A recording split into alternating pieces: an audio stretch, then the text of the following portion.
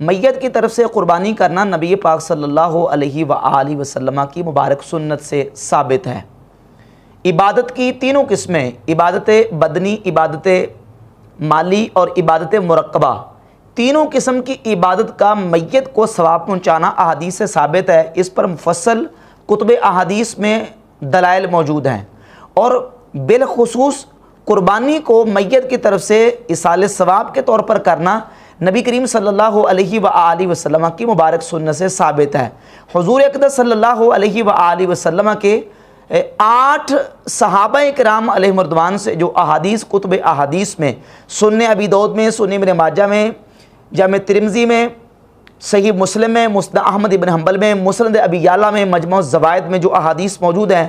ان کا خلاصہ یہ ہے کہ نبی پاک صلی اللہ علیہ وآلہ وسلم نے 2 جانور قربانی کے موقع پر ذبح فرمائے۔ بالخصوص ایک جانور نبی کریم علیہ السلام نے اپنی امت کے لیے ذبح فرمایا۔ صحیح مسلم میں 5091 نمبر حدیث ام المومنین سیدہ عائشہ صدیقہ رضی اللہ تعالیٰ عنہ سے ہے کہ نبی کریم علیہ السلام نے جانور کو ذبح کیا قربانی کے موقع پر، اور اللہ رب العزت کی بارگاہ میں دعا کی، اللہم تقبل من محمد و آل محمد و من امت محمد صلی اللہ علیہ وسلم، کہ یا اللہ اس کو محمد، آل محمد اور امت محمد کی طرف سے اپنی بارگاہ میں قبول فرما لے۔ اور حضرت ابو رافع رضی اللہ تعالیٰ عنہ سے مسند احمد ابن حنبل میں یہ حدیث موجود ہے، 26649 نمبر حدیث۔ حضرت ابو رافع رضی اللہ تعالیٰ عنہ فرماتے ہیں کہ نبی مکرم صلی اللہ تعالیٰ علیہ وآلہ وسلم نے جب جانور کو قربانی کے دن ذبح فرمایا، ایک جانور بالخصوص نبی پاک علیہ السلام نے جب ذبح فرمایا تو اس میں نبی پاک علیہ السلام نے یہ اللہ کی بارگاہ میں دعا کی، اللہم ان ھذا عن امتی جمیعا ممن شہد لک بالتوحید و شہد لی بالبلاغ ثم یؤتی بالآخر۔ یہ دعا کی کہ یا اللہ اس کو میرے ہر اس امتی کی طرف سے قبول فرما لے جس نے تیری توحید کی گواہی دی، اور ہر اس امتی کی طرف سے جس نے میری رسالت کی گواہی دی۔ تو نبی پاک علیہ السلام نے جانور کو اپنی امت کی طرف سے ذبح فرمایا۔ اور اسی حدیث کو امام حیثمی نے اپنی کتاب مجموع الزوائد کی جلد نمبر 4 صفحہ نمبر 18 پہ اس کے 2 طرق بیان فرمائے، اور حدیث کا نمبر ہے 5967 اور 5968۔ ان احادیث کو بیان کرنے کے بعد امام حیثمی لکھتے ہیں وَإِسْنَادُ احمد والبزار حسن، کہ مسند احمد ابن حنبل کی اور مسند بزار کی جو حدیث ہے اس کی سند حسن ہے۔ اسی طرح حضرت ابو سعید خدری رضی اللہ تعالیٰ عنہ سے حدیث مروی ہے مستدرک علی الصحیحین میں، مستدرک علی الصحیحین کی جلد نمبر 5 صفحہ نمبر 153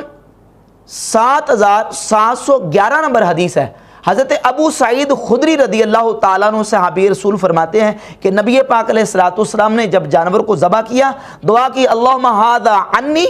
وعن من لم یضحی من امتی، یا اللہ میری طرف سے اور میرے ہر اس امتی کی طرف سے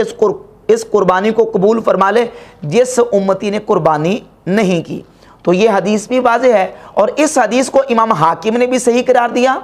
امام ذہبی نے بھی اس حدیث کو صحیح قرار دیا، اور اس حدیث کو بیان کرتے ہوئے امام حیثمی نے مجموع الزوائد میں اس حدیث کو بیان کیا، لکھا کہ رجالہ ثقات، اس کے رجال ثقہ ہیں۔ سیدنا ابو سعید خدری رضی اللہ تعالیٰ کی حدیث بھی صحیح امام حاکم امام ذہبی نے قرار دی۔ حضرت ابو رافع رضی اللہ تعالیٰ عنہ سے جو حدیث ہے اس کو بھی امام حیثمی نے مجموع الزوائد میں جو نا وہ حسن قرار دیا ہے۔ لہذا ان حدیث سے بھی یہ بات بالکل واضح ہوتی ہے کہ نبی پاک صلی اللہ تعالیٰ علیہ وآلہ وسلم نے اپنی امت کی طرف سے قربانی فرمائی ہے۔ اسی طرح سنن ابی داؤد میں ایک حدیث موجود ہے حضرت سیدنا جابر رضی اللہ تعالیٰ عنہ سے، وہ حدیث ہے 2810 نمبر حدیث ہے، اور اس حدیث کو ناصر الدین البانی نے صحیح قرار دیا۔ اور اسی حدیث کو جو سیدنا جابر رضی اللہ تعالیٰ عنہ سے موجود ہے، اس حدیث کو امام حیثمی نے مجموع الزوائد میں لکھا ہے کہ اس کی سند حسن ہے۔ وہ یہ ہے کہ حضرت جابر رضی اللہ تعالیٰ عنہ فرماتے ہیں کہ نبی پاک صلی اللہ علیہ وسلم نے جو جانور ذبح فرمایا یہ پڑھا، بسم اللہ واللہ اکبر ھذا عنی وعن من لم یضحی من امتی، کہ یا اللہ یہ قربانی میری طرف سے اور میرے ہر اس امتی کی طرف سے ہے جس نے قربانی نہیں کی۔ اس حدیث کو بیان کیا ہے امام ابو داؤد نے مجملاً، مختصر، مفصلاً اس کو بیان کیا ہے امام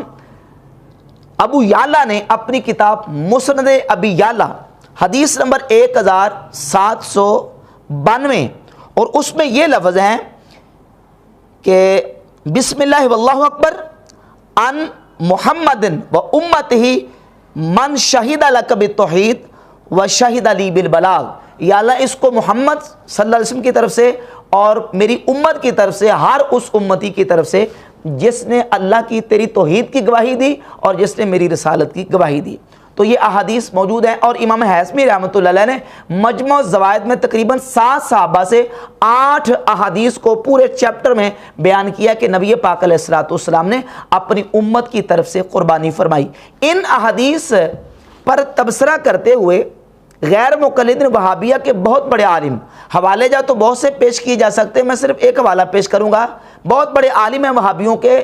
شمس الحق عظیم آبادی، انہوں نے ایک کتاب لکھی ہے غنیۃ الالمعی۔ یہ کتاب چھپی ہے امام طبرانی کی المعجم الصغیر کے ساتھ دارالکتب العلمیہ بیروت سے۔ اس کے صفحہ نمبر 163 پر سوال ہوا کہ کیا میت کی طرف سے قربانی کرنا ثابت ہے اور اس کا ثواب میت کو پہنچتا ہے؟ تو شمس الحق عظیم آبادی صاحب اس کا جواب لکھتے ہیں کہ ان الاضحیۃ عن المیت سنۃ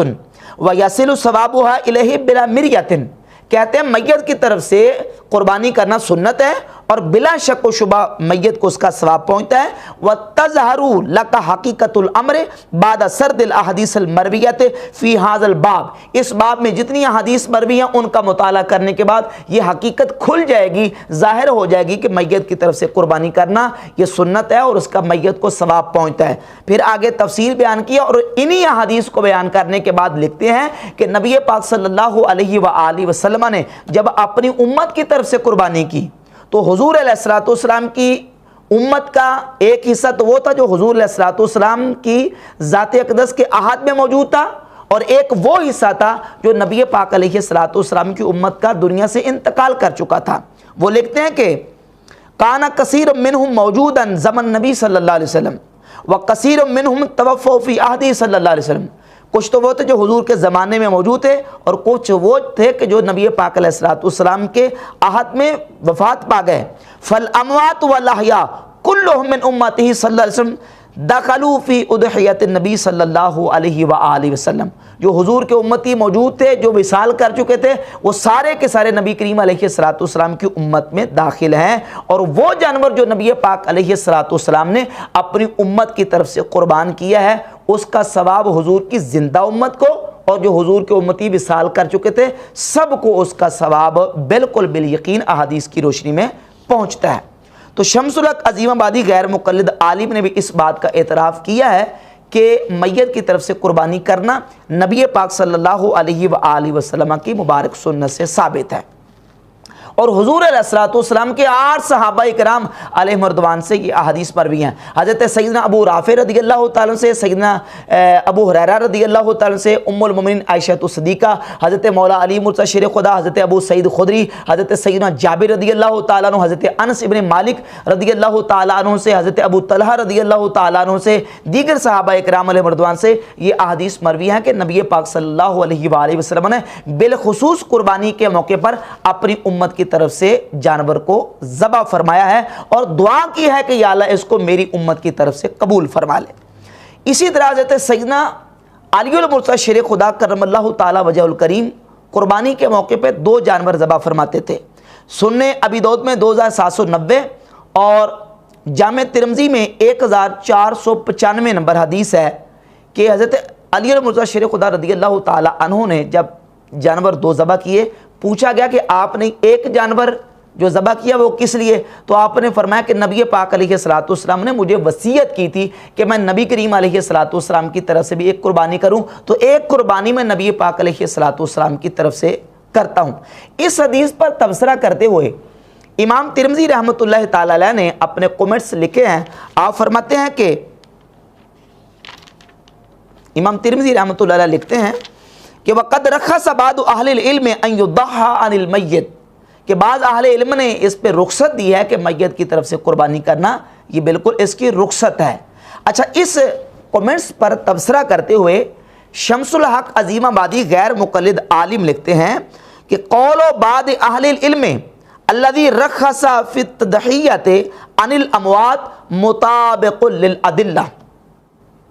کہتے ہیں کہ یہ جو بعض اہل علم نے رخصت دی ہے کہ میت کی طرف سے قربانی کرنا جائز ہے،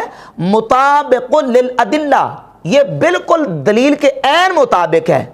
وقول من منع لیس فیہ حجہ، اور جو لوگ منع کرتے ہیں ان کے پاس کوئی دلیل نہیں ہے، فلا یقبل کلامہ الا بدلیل اقوی منہ، لہذا اس سے زیادہ جب تک کبھی دلیل نہیں آ جائے گی کسی کے کلام کو قبول نہیں کیا جائے گا۔ شمس الحق عظیم آبادی غیر مقلد وہابی عالم نے یہ بات بالکل دو ٹوک فیصلہ کر دیا کہ جو لوگ منع کرتے ہیں ان کے پاس کوئی دلیل موجود نہیں ہے، لہذا وہ غیر مقلدین اور وہ وہابی علماء جو منع کرتے ہیں کہ میت کی طرف سے قربانی کرنا جائز نہیں، ان کے پاس کوئی دلیل موجود نہیں۔ اقوی دلیل تو کجا کوئی ضعیف حدیث بھی موجود نہیں ہے۔ اور پھر وہ لوگ بالخصوص انجینئر محمد علی مرزا، وہ کہتا ہے کہ جناب والا یہ جو ہے یہ نبی کریم علیہ السلام کے ساتھ خاص ہے، حالانکہ جب خصوصیت کو ثابت کریں تخصیص کی دلیل کی ضرورت ہوتی ہے۔ کسی بھی عمل کو جو نبی پاک علیہ السلام سے ثابت ہو، یہ کہنا کہ یہ نبی علیہ السلام کے ساتھ خاص ہے، امتی وہ نہیں کر سکتے۔ اس طرح تو ہر بندہ اٹھ کے کہہ دے گا کہ یہ بھی عمل نبی علیہ السلام کے ساتھ ہے، یہ بھی عمل نبی علیہ السلام کے ساتھ خاص ہے۔ بھائی خصوصیت کے لیے دلیل کی ضرورت ہوتی ہے، جب تک دلیل نہ آ جائے خصوصیت ثابت نہیں ہوتی۔ اب اس عمل کو نبی پاک علیہ السلام کے ساتھ خاص کرنے کی کوئی کبھی یا اقوی دلیل تو کجا کوئی ضعیف حدیث بھی موجود نہیں ہے۔ جب حدیث موجود نہیں ہے، جب دلیل موجود نہیں ہے، تو اس کو تخصیص کے ساتھ اس کی جو ہے نا اس کو مقید کرنا اور کہنا کہ یہ نبی پاک علیہ السلام کے ساتھ خاص ہے، یہ بالکل بلا دلیل ہے۔ اور آگے وہ لکھتے ہیں کہ ولا دلیل علیہ، اس پر کوئی دلیل موجود نہیں ہے۔ اب اس سلسلے میں مرزا صاحب نے ایک بات یہ بھی کی کہ جو قربانی میت کی طرف سے کی جائے گی اس قربانی کا گوشت پھر صدقہ کرنا واجب ہوگا۔ امام عبداللہ بن مبارک رحمۃ اللہ علیہ فرماتے ہیں، حالانکہ امام عبداللہ بن مبارک رحمۃ اللہ علیہ نہ تو صحابی ہیں نہ ہی تابعی ہیں، جب نہیں ماننے پہ آتے تو صحابی کی بات نہیں مانتے، اور جب ماننے پہ آتے ہیں تو پھر امام ابو حنیفہ رحمۃ اللہ علیہ کے شاگرد حضرت امام عبداللہ بن مبارک رحمۃ اللہ کی بات جو ہے اس کو لے کے اس کو دلیل بنانے کی کوشش کرتے ہیں، حالانکہ اس پر کوئی ایسی دلیل موجود نہیں ہے کہ جو قربانی میت کے ایصال ثواب کے لیے کی جائے اس کو صدقہ کرنے کی کوئی دلیل نہیں ہے۔ بلکہ شمس الحق عظیم آبادی نے اس حدیث کو بنیاد بنا کر اس پر فیصلہ کیا ہے جو مسند احمد بن حنبل میں 26,649 نمبر حدیث ہے کہ نبی مکرم صلی اللہ علیہ وآلہ وسلم نے جو اپنی امت کی طرف سے جانور ذبح کیا ہے اس میں لفظ یہ موجود ہیں کہ فَيُطْعِمُهُمَا جَمِيعًا الْمَسَاكِينَ وَيَأْكُلُ هُوَ وَأَهْلُهُ مِنْهُمَا، کہ اس قربانی کو جو حضور علیہ السلام اپنی طرف سے کرتے تھے، اپنی امت کی طرف سے کرتے تھے، حضور اس کو مساکین پر بھی صرف کرتے تھے، مساکین کو بھی کھلاتے تھے، اور نبی پاک علیہ السلام خود بھی کھاتے تھے اور اپنی اہل بیت کو بھی کھلاتے تھے۔ اور یہ جو مولا علی مرزا شیر خدا رضی اللہ تعالیٰ عنہ سے حدیث گزری ہے، اس حدیث کو امام حاکم نے